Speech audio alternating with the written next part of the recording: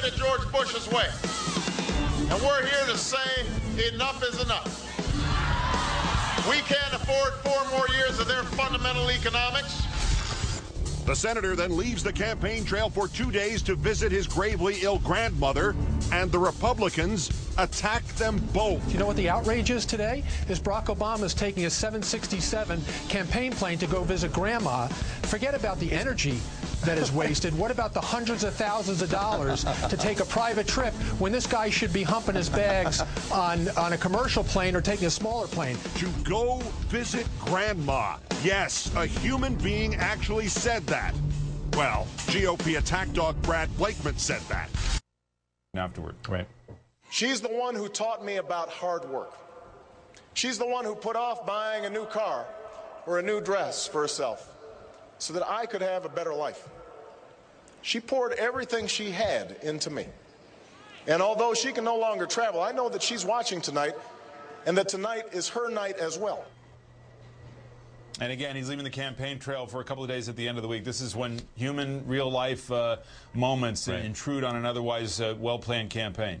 That's right, and you know he's going to have an opportunity to see his grandmother toward the end. That's obviously something that means a lot to him. You hear that this, he wouldn't be doing this if things weren't serious and grave. Right.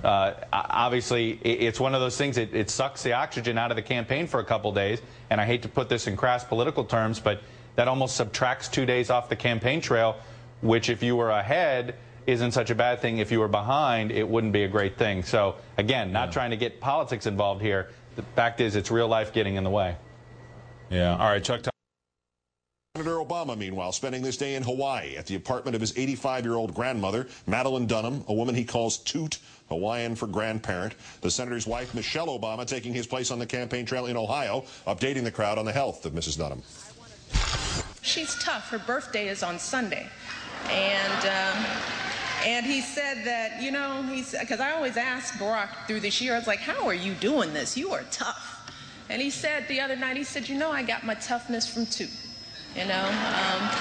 Because she taught him with her quiet confidence and that love and support that he could do anything, just deep love and admiration.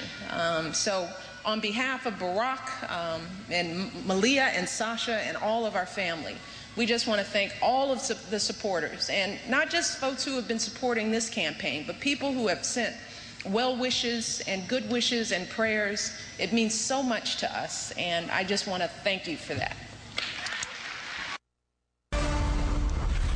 For all the Republican outrage at what they have perceived as the latest outrages against their candidates and their families, you would think there might be some places GOP water carriers might not go. You'd be wrong. Again.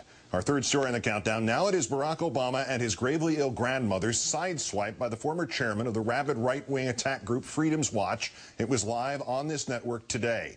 Asked by our David Schuster about the Sarah Palin wardrobe malfunction, Brad Blakeman decided to expose a sick and diseased corner of his own psyche, having compared Obama's spending already to that of a, quote, drunken sailor, another inopportune phrase, at a time he reprimanded when, quote, we should be watching our funds. The laughter you will hear from Mr. Schuster is a mix of disbelief and disgust.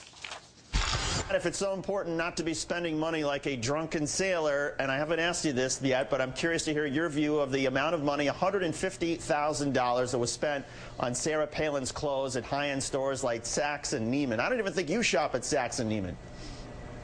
No, I don't. But let me tell you this. You know what the outrage is today? Is Barack Obama is taking a 767 campaign plane to go visit Grandma. Forget about the energy that is wasted. What about the hundreds of thousands of dollars to take a private trip when this guy should be humping his bags on a commercial plane or taking a smaller plane? Taking a 767 of campaign money from people who could least afford it is more of an outrage, in my opinion. Let's bring in Sam Cedar, co-host of the Air America show, Marin Cedar. Good evening, Sam. Thanks, Keith. How are you? Well, I thought I was immune to being outraged by Republicans who take tax like that, but to mock Obama's trip to see his ailing grandmother? Is that possible? Did I actually hear that? I mean, that was exactly my reaction. I saw the thing live, and I had my TV behind me, and I thought, this is not possibly someone seriously saying this. I mean, I don't know whether or not to be offended by the stunning insensitivity or just the stunning stupidity of this guy. I mean, you're talking about raising the specter of Palin going out, spending $150,000 on her wardrobe, buying her 7-year-old kid a Louis Vuitton bag, and somehow comparing this in the heat of a campaign to visiting your gravely ill grandmother. It's astonishing. And then you add into that mix this story that didn't get that much play about Palin bringing her kids on trips and having the state of Alaska pay for her kids to go on trips and stay in luxury hotels, when the Alaska law clearly says that unless they're there on official business, they have no business being paid for by the state. It's just bizarre. In the contempt in this, to that phrase, to go see grandma, as if, Obama was out there shopping for clothes at Neiman Marcus. I mean, does anybody in the Republican Party connect the dots in this way, that this is the kind of stuff that leads to the mess that they're in right now? See, I think that's exactly the point. When I heard this guy say this, Blakeman say this, it immediately reminded me of that moment in the last debate where John McCain sort of sneered about the health of the mother. And I just thought, in what planet are these people living? I mean, ultimately, this is what we want from our politicians, them to care about their family members, care about their mothers, care about their daughters, care about their sisters. And this idea that this is going to somehow, I think it just simply shows that this Republican Party and the people who are willing now to come out and be a surrogate for it at this point, they are completely out of touch with what American values are.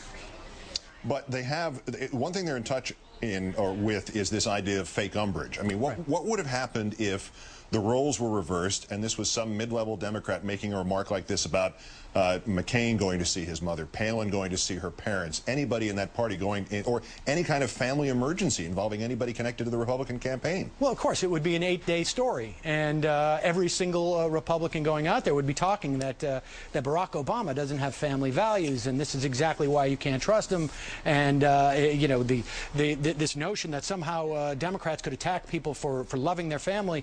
I mean, they seem to have completely lost their rudder in some way. It's almost like there should be a commissioner of surrogates who should be looking into whether or not a guy like Blakeman is actually, somehow betting against McCain to win. I mean, there's really no other explanation to come out and criticize someone for visiting their ill grandmother.